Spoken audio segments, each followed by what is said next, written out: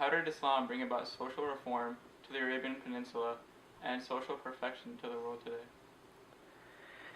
When Islam was born in the Arabian Peninsula 14 centuries ago, the Arabians lived a life that was so far away from civilization. Meaning, they worshipped idols made out of dates.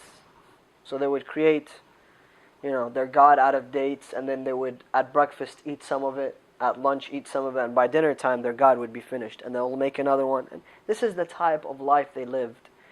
For 350 years, two tribes were killing one another because one member from this tribe married another member from the other tribe without the permission of the heads of the tribe. And they kept killing each other for hundreds of years.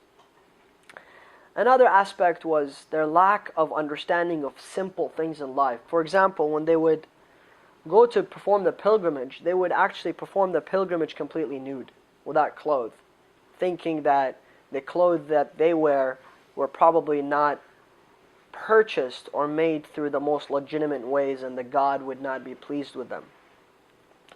They would bring the most expensive sacrifices and gifts and gold and pour it in front of the idols.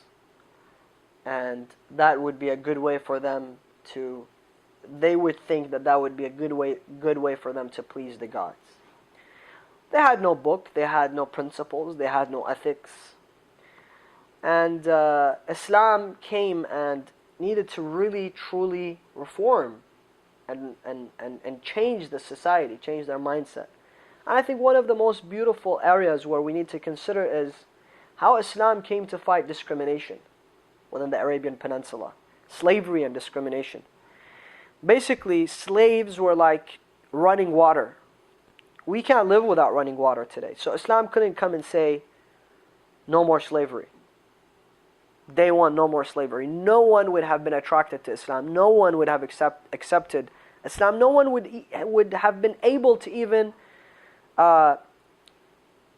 implement that law, because slaves were the ones that did everything in the house, did everything in the farms. They were like a true necessity, and people couldn't live without them. But Islam came and made sure that it eliminates slavery slowly. It kills out slavery out of society step by step. So first thing Islam did was said whoever commits a major sin has to free a slave. Whoever wants Allah to free him from the hellfire, let him free a slave.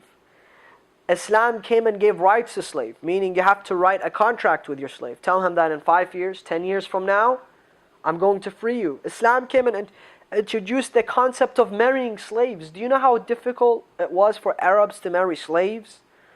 Marry a slave, and as soon as she gives birth, that she's going to be free. She's going to be a free woman.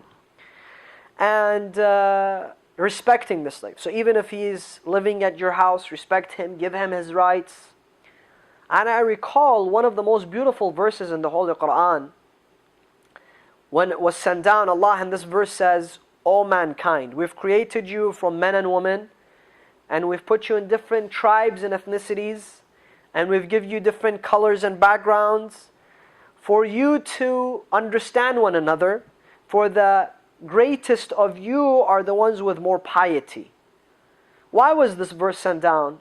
The scholars of the Quran say this verse was sent down when the Arabs went to the Prophet and they said to him, you've chosen an Abyssinian black slave to be your spokesman. Basically, he was a man by the name of Bilal was the spokesman of the Prophet.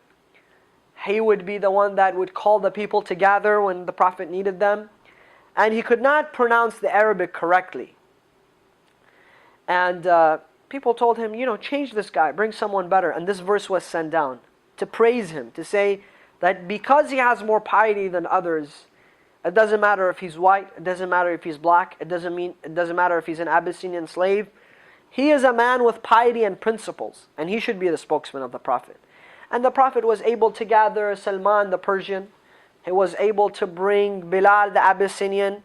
He was able to bring people from the tribe of Quraysh people from other tribes outside Quraysh, people from all over the Arabian Peninsula together so that they would live as brothers. In fact, the two tribes that were killing one another for hundreds of years in the Arabian Peninsula became brothers, and they started marrying within one another, they started respecting one another, and living in harmony and peace. And the Prophet was able to at least fight discrimination and fight slavery within the Arabian Peninsula and bring social reform to the Arabian Peninsula at that time.